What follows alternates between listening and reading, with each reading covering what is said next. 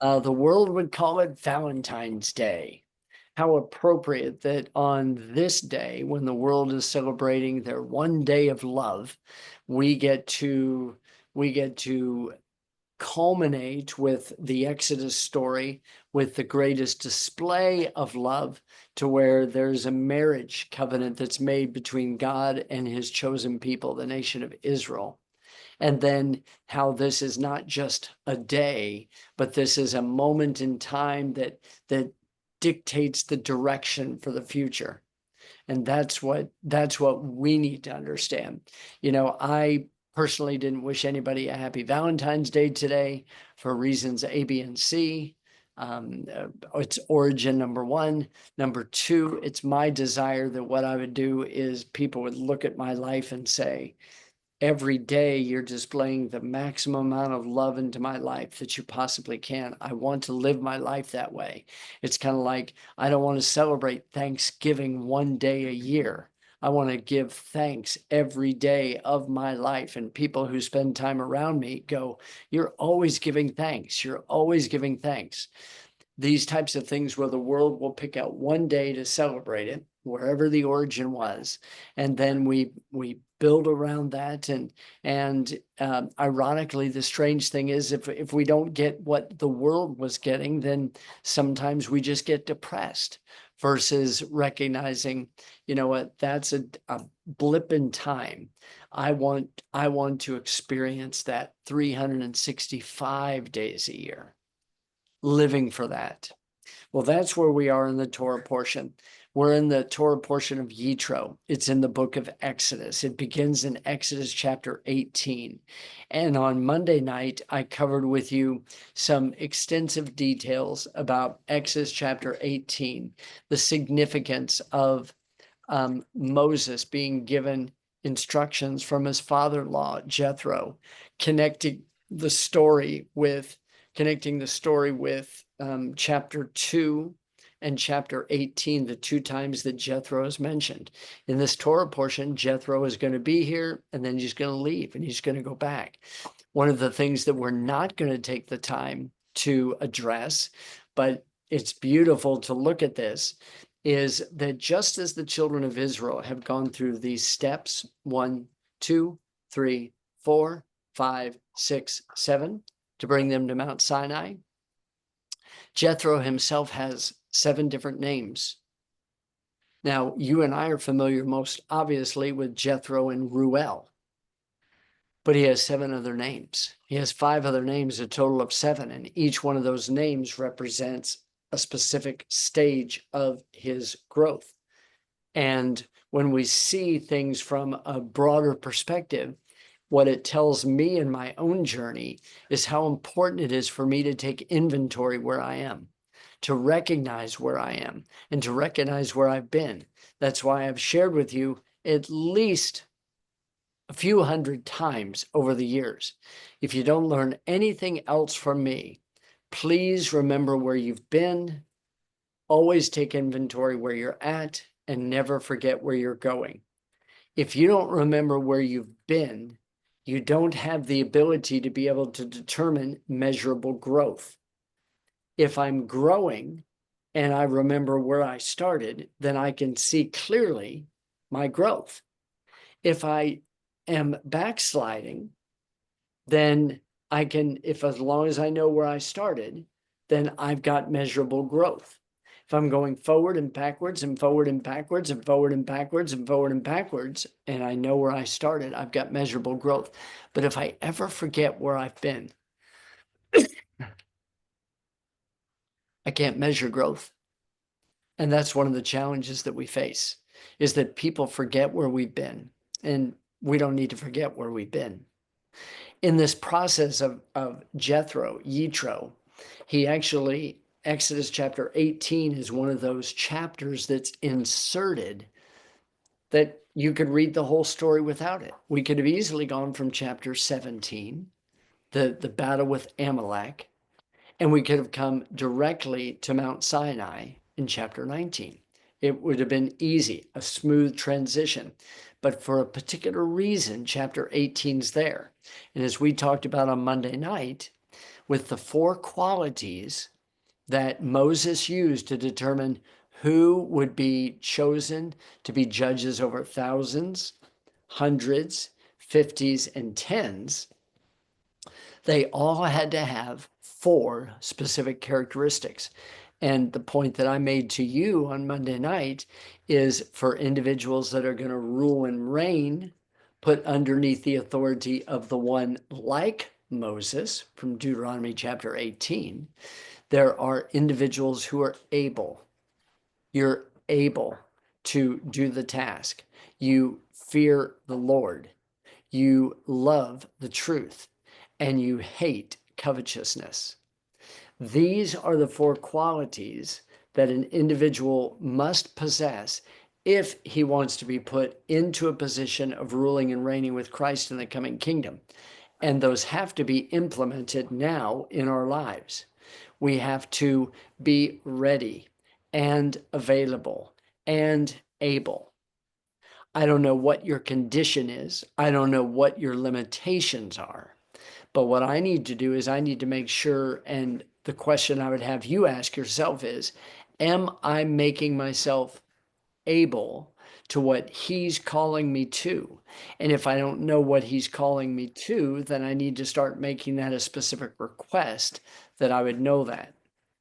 And able men who fear the Lord, they love the truth, and they hate covetousness. Those qualities right there are really, they encapsulate all of faithful living.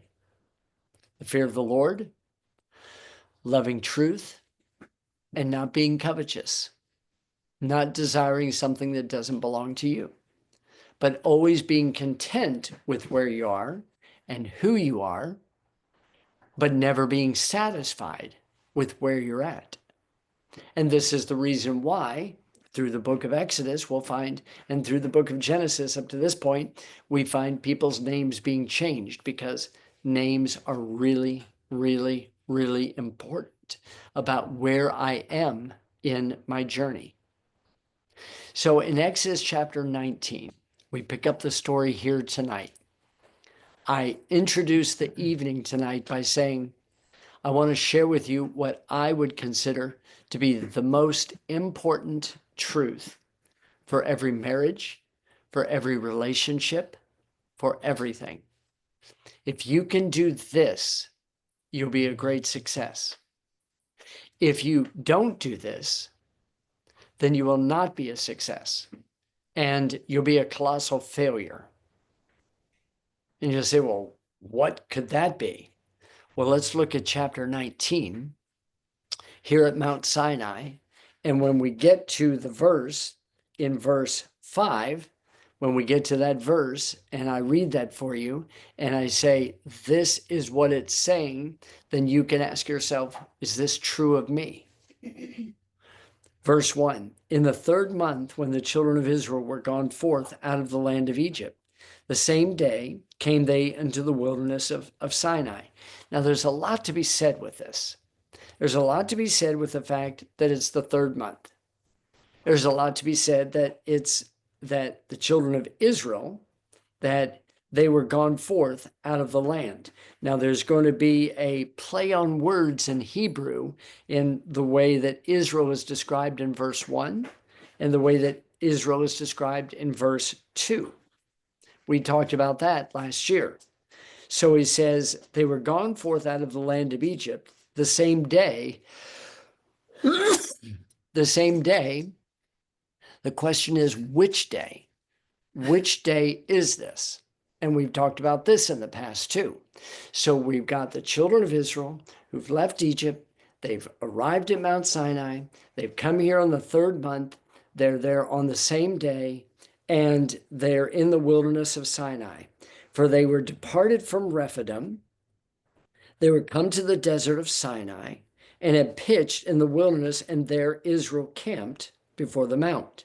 So we have Israel coming out of Egypt. Now we have Israel camped at the foot of Mount Sinai. And Moses went up unto God, and the Lord called unto him out of the mountain, saying, Thus shall you say to the house of Jacob, and tell the children of Israel. Now, do you notice that in one statement he says the house of Jacob? In the next statement he says the children of Israel. So we say, well, what's the difference between the two? Well, the difference between the two is that the house of Jacob are the physical descendants of Jacob. The house or children of Israel are those that have applied the blood of the Lamb. They've come out of Egypt, whether they're the mixed multitude or whether they were natural born. They're all looked at as the children of Israel. They're the connectors to that.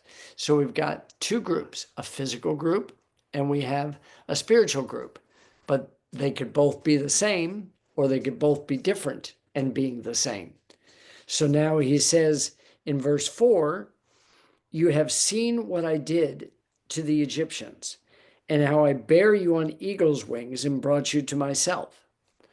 This has to be one of the most important things, and I want to emphasize this to you. If there is one truth that resonates in my mind over and over and over again, it's the fact that God has an incredible desire to bring me to himself. That's important for me. I'm valuable enough to him to where he puts me on eagle's wings, not a bird that carries their young in their claws, a bird that's strong and majestic that carries its young on its wings, and it soars above the rest. And that bird acts as a protectant against any of the other birds that would try to come up and attack from underneath. And then the children, the eaglets, or the chickens, or the ducks, or whatever bird that is on the eagle's wings are protected from any of the predators because the eagle flies high above the rest and sets its nest up in the clefts of the rock to where it's protected from natural predators. When I stop to consider that God thought enough of me to begin wooing me and display to me that he's greater than all of the gods of Egypt, that he would give me instructions on how to be delivered out of Egypt by applying the blood of the Lamb. And I'm thinking about for the morning time, if I remember to take my computer, I'm thinking about in the morning time, beginning to share with you, may take 2 days to do it, but I want to share with you the most important concept in Scripture. And if you do it, you'll be an amazing success. If you don't, you'll be a colossal failure. But not in this passage, in the passage with Yitro, and to connect that and to connect it back into the previous Torah portion. But for tonight, when I begin to recognize, and this is something you should do, if you haven't done this in a while, I just want to encourage you in your notes, write this down.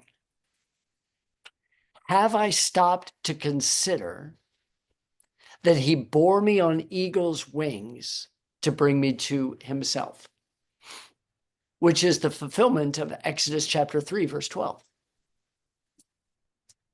There really is a question you need to ask yourself. Because frankly, what ends up happening too often is we get caught up in the grind of life, or we lose our focus, we lose our direction, we lose whatever it is. And as we lose that, we lose sight of what God's really doing, how he's constantly calling me to himself. Bo, come to me, come to me. I'm putting you on eagle's wings and I'm bringing you to myself.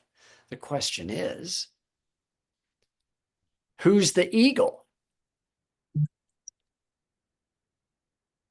I mean, it's not God. I bore you on eagle's wings and I brought you to myself. The question is, who's the eagle? Well, you might be familiar with the passage in Malachi chapter 4, where it speaks of Yeshua as being the Son, the S-U-N, who comes with healing in his wings, in his kanaf, in his tzitzits, the essence to healing, the obedience to God's word. And so he uses a bird that's above all the other birds to bring Israel to himself there at Mount Sinai, fulfilling Exodus chapter 3, verse 12. Moses, here's the token that you know that I'm really with you, because I will help you bring the people to this mountain where they will learn to serve me.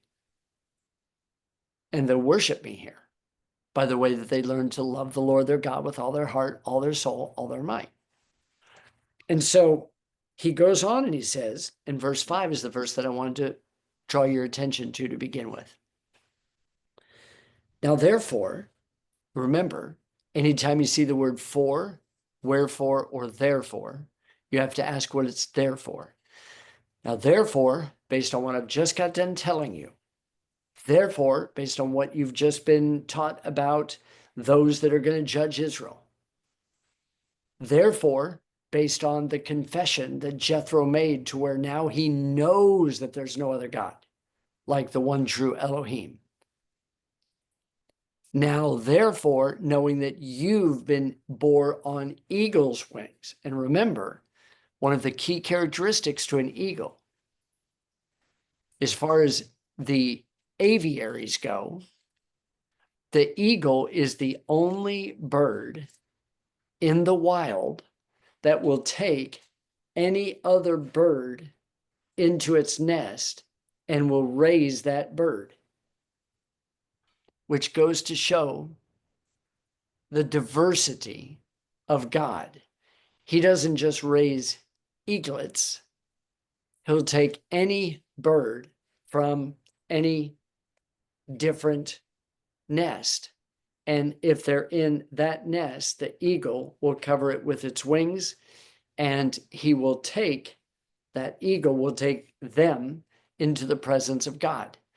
Now, for some of you, this will make complete sense. If I go back and I look at the 7 days of what we call the creation story, on day 1, we have light. On day 2, we have separation of waters. On day 3, we have the picture of baptism and coming up out of the waters, and we see the herb-bearing seed and fruit-bearing trees bringing forth fruit after their kind. On day 1, on God's calendar, we see Passover. On day 2, we see unleavened bread. On day 3, we see first fruits. On day 4, there's a focus on the heavens and the earth. On day 5, there's a focus on birds and fish. The birds and the fish from day 5 are connected to day 3. Day 3 is the first fruits. It's a picture of the resurrection from the dead. And day 5 has to do with the bearing of the seed all throughout the world, whether it's taken through air or whether it's taken through the water. The seed will go. The seed will go through the wind, through the air, through the birds. They're a propagator of the seed. They deposit the seed. They drop it in different places. This eagle is going to be really significant because it takes the young and it takes that seed and it brings it to Mount Sinai so that they can, on the 4th holiday, Passover, unleavened bread, first fruit, Pentecost, at Mount Sinai, 50 days after first fruits, they're going to come to Mount Sinai, born on eagle's wings, and they're going to be given the privilege of being able to be intimately connected to God. So he says, now therefore, if you will obey my voice indeed, that's what I wanted to draw your attention to. For those of you who've got a blue letter Bible or an online eSword, or you've got concordance that you use, or you have a Hebrew Bible, if you take a look at that, if you will obey my voice, indeed, if you look at that, he uses a double positive. If you will listen intently with listening. Listen intently with listening. I said at the very beginning of the study, if there was going to be one thing that will determine whether you're a success in life or whether you're a colossal failure, it'll be your ability to listen. You've heard me say 500 times, if you've heard it once, God gave you 2 of these and 1 of these, use them in proportion. I'm always amazed at people. We're fighting to be heard. We're fighting to be heard. So in order to be heard, we have to talk over other people. The people who are talking over the other people rather than just listening for the things that are going to be said, those individuals, they've got a tremendous amount of insecurity. Let me just say that. People who listen don't have to speak, but they listen. Not for the sake of, okay, I'm listening so that I can give the response, so that everything that they say can be corrected, or that I can show myself to be superior with my gotcha story, or, oh yeah, that's great, but I did this. No, not listening like that.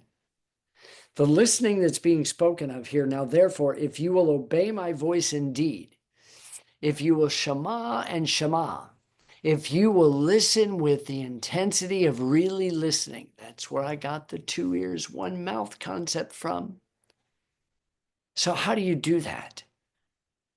Well, let's say you're having a conversation with somebody, or they're talking to you. Are you listening to what they're saying, or are you thinking about how you're going to respond? Now, that's worth really considering. Am I really listening to what you're saying? Or am I thinking about how I'm going to respond? The type of language that's being here, if you will obey my voice indeed, if you will listen with the listening ear, if you'll really give attention, then you know what? He's saying, okay, I want you to listen for God. That's why in the story of Job, it was a still small voice. Do you remember? Sorry, I got that backwards. Elijah, it was a still small voice. With Job, it was an earthquake, it was fire, and it was wind.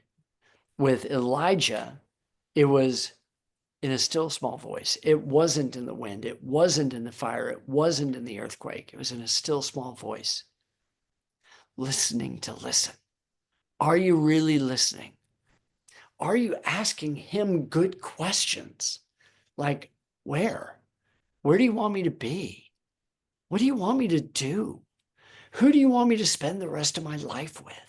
Where do you want me to work? How do you want me to respond? How can I walk in a way that brings honor to you? If you will obey my voice indeed, if you will listen, listening. Now, what does listening with a listening ear really do? Well, first of all, it testifies to who you are.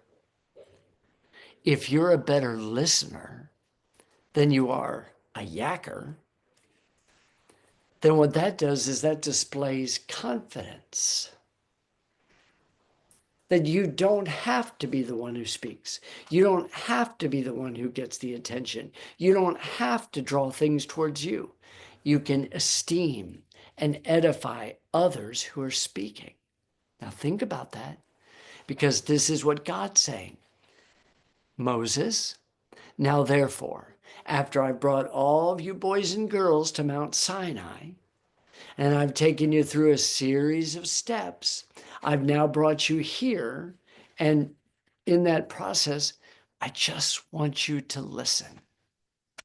Frankly, Alan, you don't know up from down, in from out, left from right, inside from outside. Frankly, Alan, you're so busy talking that you can't hear what I'm saying. So you're always talking because you feel insecure. You have to be heard. You have to be in control of the situation. You have to dictate the flow of things. But Alan, if you will obey my voice indeed, if you really, really, really listen, really, then guess what? He goes on to say in verse 5, and you keep my covenant. That's where we are now. We're at the marriage covenant. And the covenant that he's talking about is not the covenant that he's about to expose them to. The covenant that he's talking about is the covenant of circumcision. What? Yeah. Because if we read Exodus chapter 12, we find out you can't celebrate Passover without being circumcised. If we go back to Genesis chapter 15, 16, and 17, we'll find out that you're not going into the promised land without circumcision. And the reason why God brought them to Mount Sinai, and they will keep the covenant, which says that not only are you boys and girls going in, but your offspring are going in. And if you'll teach from the heart the physical reality of the circumcision, then you will be one who keeps my covenant. Well, that's not a topic that flies today. That's a topic that everybody and their grandmother, talking about the majority of evangelical Christian churches. I don't know. That was back then. I tell people, you don't keep that covenant, don't count on the promised land. I didn't say you're not a child of God. I said, don't count on the promised land. Definitely don't count on ruling and reigning. But the mindset of people is, well, why would you want to cut your male anatomy? Well, I didn't make the instruction. God did. Take that up with him. But if I go back and I understand the spirit behind the commandment, rather than just the gruesomeness of it on the 8th day, then all of a sudden I can begin to understand what God was teaching. You know, I've been around the block a lot. I've been on this journey for 45 years. And in the process of these 45 years of really growing in the Lord, and I still got a long way to go, you know, in all the sermons I've ever heard, I've never heard a good sermon on circumcision. An accurate one that's even close, remotely close to accurate. Because we just say, well, Jesus died and we're no longer under that law. And I'm going, oh my stars. If we read our own book and we find out that what God does is God will never replace a covenant. Once God establishes a covenant, it's forever. The covenant may expand with more nuances, with more individual pieces of the puzzle to bring clarity to it, but he never does away with a covenant, ever. If you will obey my voice, obey my voice, which means I really need to be listening to hearing what he's saying. If I need to obey his voice indeed and keep his covenant, then you shall be a peculiar treasure unto me above all the people, for all the earth is mine, and you shall be unto me a kingdom of priests, a holy nation. These are the words which you shall speak unto the children of Israel. Okay. Now here's the funny thing. There is a tendency, and I think it's just part of our culture for sure here in America, like the Philadelphia Eagles just won the Super Bowl. So people are wearing their Philadelphia Eagles shirts proudly like that's my team. We love to identify things, with champions, with victors, with overcomers without doing it ourselves, as though we are the ones who do it. And there's a mindset in evangelical Christianity, which is completely foreign to Scripture, that because Jesus did it, I don't have to do anything. And I go, no, that's wrong, 100% wrong. And so we've got people who are just wearing the Philadelphia Eagle jersey or the Patrick Mahomes jersey or the Detroit Red Wings jersey or the Detroit Lions jersey or whatever jersey. And they're saying, oh, that's my team. As though I've been training and I've been working and I've been competing and overcoming an enemy. Well, that's my team. I bought the shirt. And we've got too many people out there, and it's really the fault of the pastors. And I'll just put the blame where it belongs. The pastors and the teachers telling people that they're a kingdom of priests. No, they're not. They are not a kingdom of priests. They are not a holy nation. They are not a chosen generation. They're not a peculiar treasure. Do you know why? You say, wow, that's pretty rude. That's pretty mean. I'll tell you the reason why. Because first of all, they haven't even got to Mount Sinai yet. They're stuck. Many are stuck in a battle with Amalek. Many are stuck. They can't even get up in the morning to have time in the Word. They're stuck. They haven't even been through the sea. They're stuck. They're not even following the cloud. They're stuck. They didn't even leave Egypt after they applied the blood of the Lamb. They haven't even got to Mount Sinai. God doesn't call them a holy nation, a chosen generation, a peculiar people, a peculiar treasure. He doesn't call them any of that until they arrive at Mount Sinai, where they're now in a position where they're prepared to be married to God. Now, we love to quote 1 Peter chapter 2, we're a holy nation, a chosen generation, but we didn't even read chapter 1. We love chapter 2 because look at what we are. A royal priesthood, a holy nation, a chosen generation. I say, well, read chapter 1. Let's find out, see whether you're the qualifier to that holy nation, chosen generation, special people, peculiar treasure. Let's see if you qualify for that.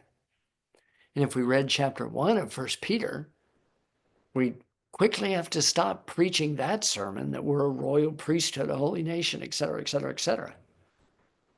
It's for the people who listen. They listen intently, listening for what God has to say. Who will you marry?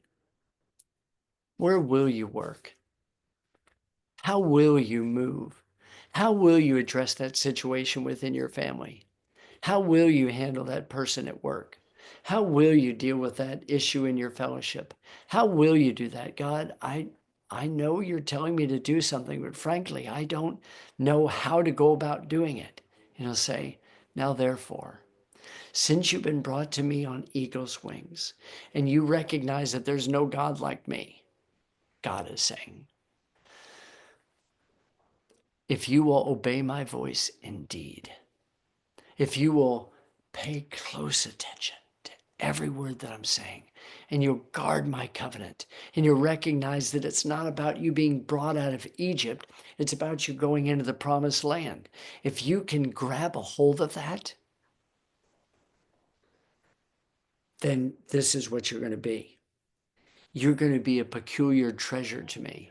You know, Yeshua deals with this in Matthew chapter 13, when he went and he got a treasure, he purchased a field, he hid that treasure in the field.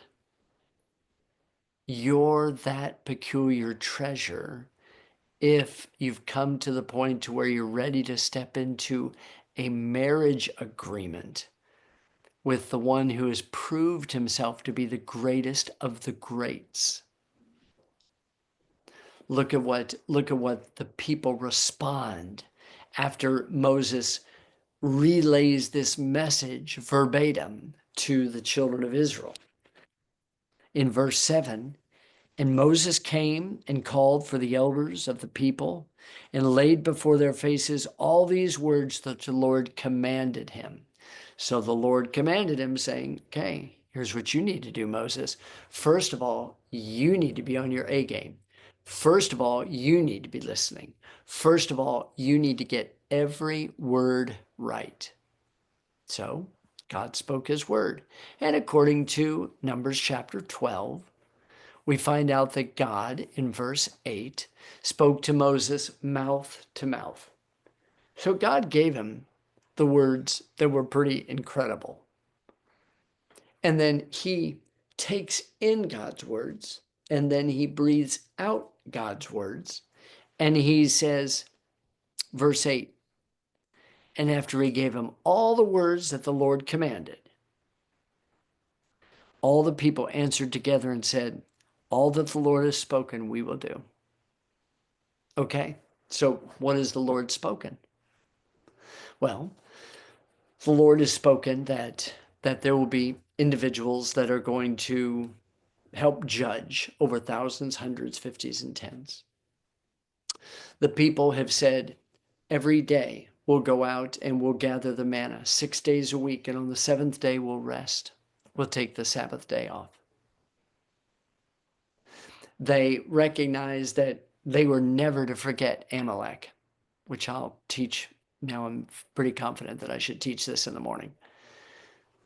Is that I need to remember Amalek. And I need to remember, I'm supposed to remember Amalek. God is the one who's going to battle Amalek from generation to generation. But I need to remember Amalek. Take action so that I don't live my life doubting whether God is really with me, if God really does care about my situation, about my circumstance.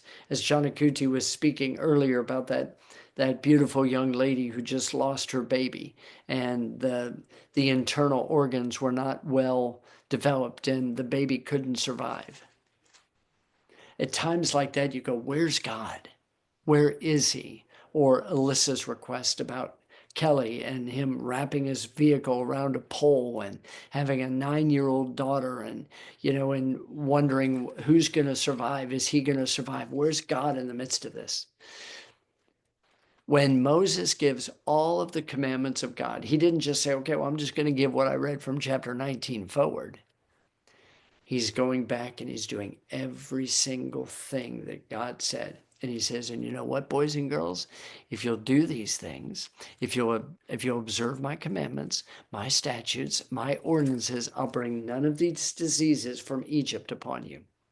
Remember, we talked about this last week, about what those diseases were. And my perspective was, it's the diseases in the way that we think, with the slave mentality, not with the physical diseases that we oftentimes quote 1 Peter chapter 2 from. By his stripes we have been healed. That's not dealing with your physical ailments. That's dealing with your spiritual mindset and the way that you think. The mindset that causes you to stray away from the shepherd, who is the shepherd and the bishop of your souls, and he's bringing you back into the fold, which is what the entire context is about. So then, if I remember all that he's commanded me, and I really want to be that holy nation, that peculiar treasure, that set apart people, I want to be that to him. Well, then the people, when they hear these things, they go, everything that you say, we will do. Now, he hasn't given them everything yet, but listen very carefully. This is so very, very important, and this is important in all of your relationships. I'm emphasizing to you tonight, listening. Really, really listening. Do you hear what's being said, or are you hearing it through the filters of your pain? Are you hearing it through the filters of your rejection? Are you hearing it through the feelings and through your ears of the perception of society? How are you listening? Are you listening from the source to you, or are you listening with selective hearing the way that you want to hear? That's a pretty serious question. Because for every action, there's a reason. So if somebody's jumping on me like fly on stink, or bee on honey. If I'm at fault, okay, I'm at fault. Good example. I turned on the colonic table today, had water running through it, but guess what? I didn't purify the water. So Suzanne comes in. She says, I'm not going to get upset. Those were words. It's just, but we need to do this. You do this, and this is what it does. And so then I explained my perspective, which was completely wrong. Actually, it was partly wrong, but it was wrong. And so I listened to her voice intently because the voice cared for me more than it did for 1.2 gallons of water. This was more important. And I knew that. So I was able to listen with a listening ear. When I know that he cares for me more than Suzanne does for me setting up a colonic table correctly, when he cares, then boy, I want to be all ears. And whatever he commands me, since he's proved himself to be a worthy husband to me as his bride, I'm willing to do whatever he says. Why? Listen carefully. Because you can trust that voice.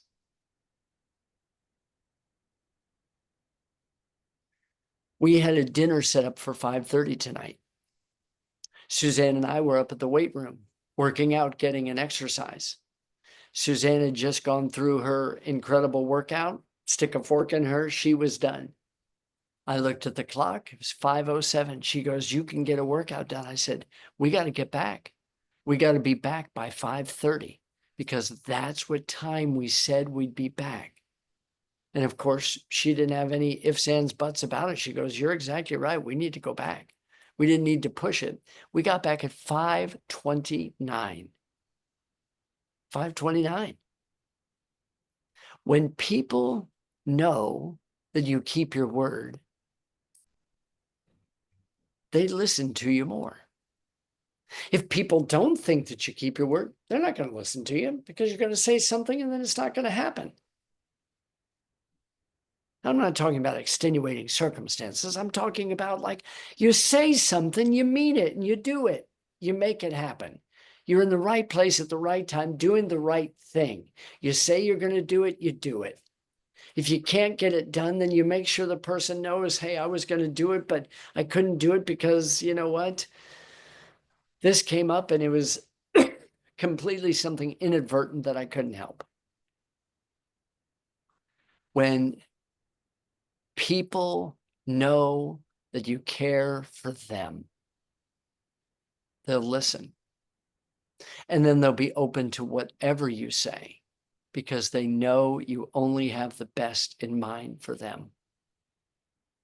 It's a pretty important lesson, especially now that we're at Mount Sinai, especially now that we're getting ready to tie the knot. Now we're getting ready to come into the next part of a covenant relationship underneath the huppah, the cloud at Mount Sinai, underneath Mount Zion and Mount Sinai. Gather around the base of the mountain, having prepped ourselves for this encounter. It takes 3 days to prep in order to be able to get ready for this. Can't even go into your honey bunny for this. Can't have any special intimacy with your spouse. No, no, no. This requires complete focus. Complete focus. Because he's getting ready to speak. And when he speaks, I want to make sure I'm listening. If you will obey my voice indeed, the people are going, we will. We will. Now, here's the problem that I face. Okay, I'm going to take you, and we'll finish up with this for tonight. I'm going to take you over to the book of James. So we go to the book of James, James chapter 1. This verse just popped into my head. So I thought, that's appropriate for tonight. Maybe it will encourage each one of us. I'm going to pick up in verse 19. after James has already established the issues that I face so often. A double-minded man. I know I should do this, but I do this. I know I hear God telling me this, but I hear myself telling me this. Yep, double-minded. Double-minded man, I'm unstable in all my ways. You know why I'm unstable in all my ways? Because I'm not listening to his voice. I want things the way that I want them. I don't listen to the way that he wants me to listen. I'm not keeping, guarding, shamaring his covenant.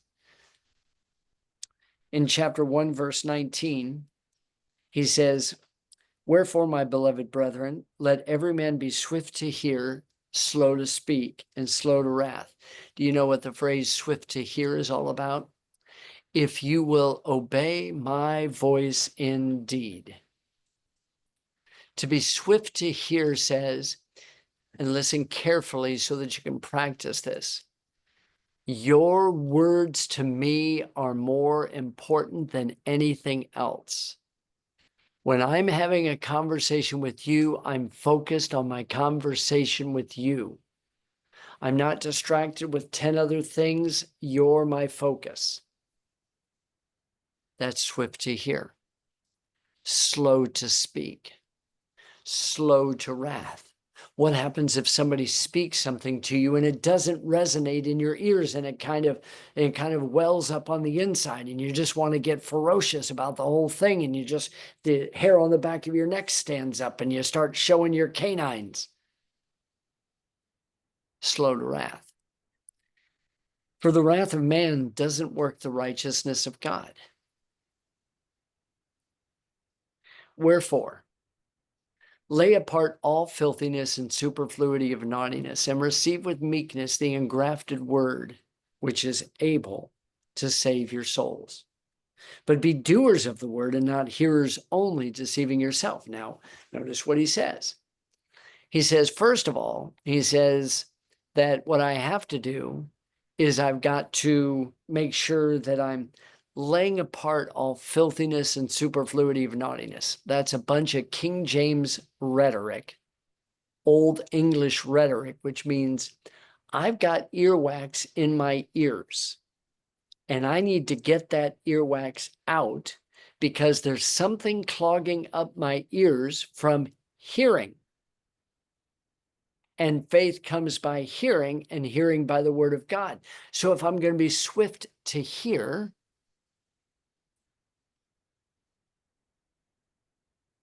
then I've got to make sure I'm hearing. If I'm going to obey your voice indeed, I've got to make sure that I'm listening for that voice, above the distractions, above the noise, above the everything. Yeah, but my mind is preoccupied with this. Next week I've got this, and tomorrow I've got this, and I've got this coming up, and I've got this, and what about this from yesterday, and what about that? Stop.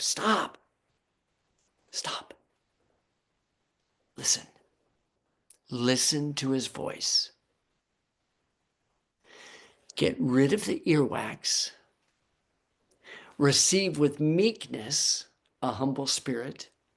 The engrafted word, so like a tree branch would be grafted, like an olive tree, would be grafted to receive the word of God and then start producing fruit from the root system and from the trunk.